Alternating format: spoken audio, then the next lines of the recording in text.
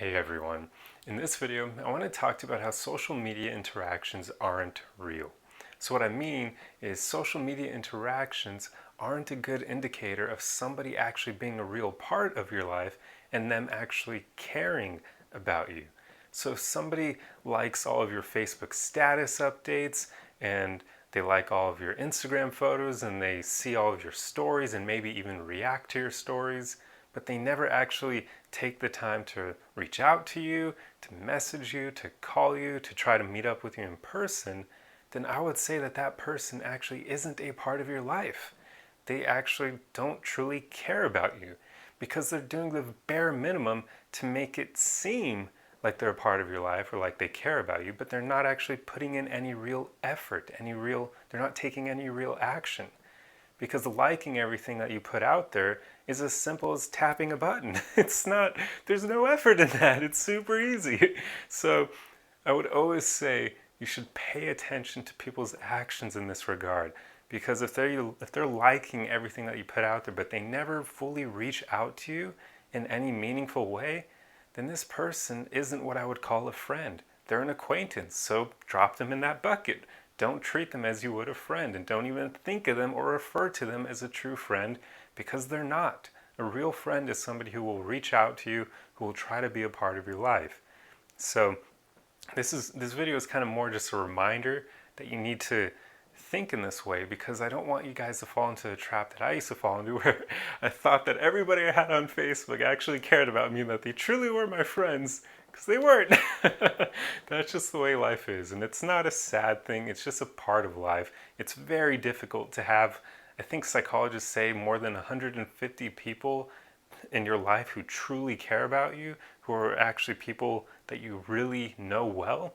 There was some study done a while ago, and they were basically studying like tribalism back when we were cavemen, and they came to the conclusion that tribes would probably be about 150 people in size, because anything beyond that, and it's really difficult for the average person to remember everybody's names and to know meaningful pieces of information about each person. So most of us will probably only ever be able to really fully know about 150 people at any given time.